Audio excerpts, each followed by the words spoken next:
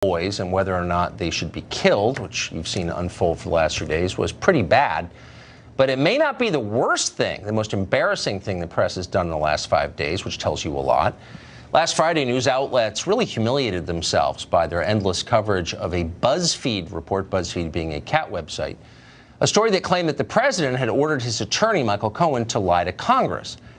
Now, if you were a normal editor or reporter, you might pause before repeating this because BuzzFeed is a joke. This is the outlet that gives us stories like 19 husbands who sent the most hilariously random texts ever and 10 signs your cat is a wizard. So you might have thought, wow, how could BuzzFeed have gotten the one story that nobody else can replicate but that everybody else has been searching for? You might have asked yourself that question before repeating the key assertions in the story mindlessly and as if they were true. But nope, nobody did. Everybody assumed BuzzFeed had landed an exclusive scoop that would bring down the president. And that was so thrilling they couldn't hold back. If you were playing a drinking game last Friday and you took a shot every time you heard the word bombshell, you would have wound it up dead. Watch. This would be certainly a bombshell information. BuzzFeed's latest bombshell report. The White House is slamming a bombshell report by BuzzFeed. With a bombshell report from BuzzFeed. If the BuzzFeed bombshell is true. The bombshell report that President Trump told his fixer to lie under oath. BuzzFeed reporting the bombshell details. The White House response to the bombshell report was deeply disturbing. Bombshell!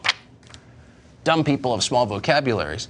There was a problem, though, with BuzzFeed's reporting. None of it had been confirmed at all. Even the authors suggested they hadn't seen the documents in question. Actually, there were two authors. It was co-byline. One said he'd seen the documents, and the other said he hadn't. That was never really resolved. But it didn't matter because the dumb people on TV so badly wanted it to be true that they repeated it. A story that, if true, could lead to his impeachment. If true, it could be a really big deal. If true, obviously we ourselves have not corroborated any of this. But if it is true, and it's a big if, this would be a smoking gun. If true, important caveat, if true. If this is true, if this BuzzFeed story is true, this is absolutely impeachable. If true, the two most important words in Washington today. If this report is true, it appears to be the clearest evidence yet of obstruction of justice. If true, could very well put in motion Donald Trump's impeachment. If true. If true. It's actually a pretty tricky rhetorical stunt. If you think about it, you could preface any statement with, if true, and then go ahead to accuse anybody of anything without any evidence at all. Of course, you'd just be speculating, but wild speculation is exactly what the press did all day last Friday. Between them, CNN and MSNBC mentioned the word impeachment nearly 200 times in one day. In the end, if true, turned out to be not true at all. We know this because late Friday, the Mueller investigation itself issued a rare statement calling BuzzFeed's reporting inaccurate. Talk about a bombshell, you might say. The Mueller team almost always refuses to comment publicly about things it is doing. It was a humbling moment for the press. They were not humbled, though. How do we know? Because on Meet the Press, Chuck Todd, the host, said the problem wasn't that the press was foolish and reckless and bad at their job of reporting, and the story wound up being untrue. That wasn't the real problem. No, the real problem was that having an untrue story exposed might help conservatives. The problem is the fake news problem. Anytime that somebody gets something so spectacularly wrong and everybody piles on, it furthers the narrative that this is yet another American institution that the people of our country can't trust. That's the problem with the BuzzFeed story. No, it is. And as we've got to remind people, though, there are people that want to exploit this. They want to see us be put this way, and they're just doing it for exploitation purposes. So let's not give them the ammunition. That's unbelievable. That's, by the way, not neutral thinking, and it's not clear thinking. It's not the way that journalists think. It's the way that political operatives think. Their first concern is always, how will the other side benefit from this? How can we win the next campaign?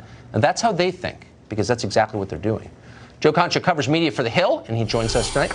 So, Joe, do you think that the real problem with Buzzfeed is that it has given rise to segments like this where mean right-wingers on Fox News criticize NBC? Is that really the core problem of the story, would you say? Well, Tucker, let me address Chuck Todd there, because people don't realize this, but he's not only the moderator of Meet the Press, but he is also the political director of NBC News. So here's the thing.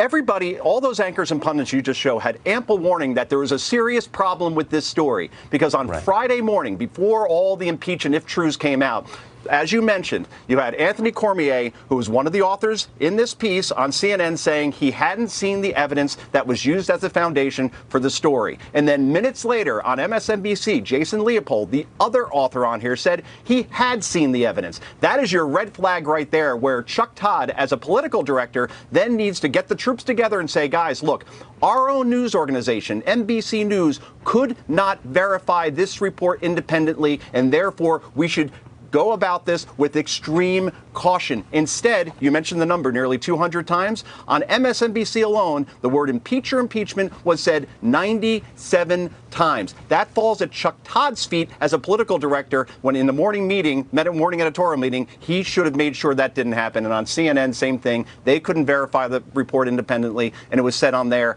82 times. And now look, where are we at now? Jason Leopold, the other reporter in the story who said he saw the evidence, is like Edward Snowden. You can't find him. He hasn't tweeted for 3 days. He hasn't written any tweets anyway, and he isn't doing any interviews. You see Ben Smith on CNN yesterday, but you don't see him.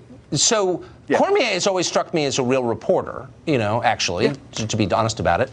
But this Leopold kid has like a long history of really reckless behavior. I mean, he's the one who publicly reported, it turned out to be false, that Karl Rove had been indicted. I think he was fired for plagiarism another time. You guy's a political activist. Why would you ever put someone like that on a story of this magnitude?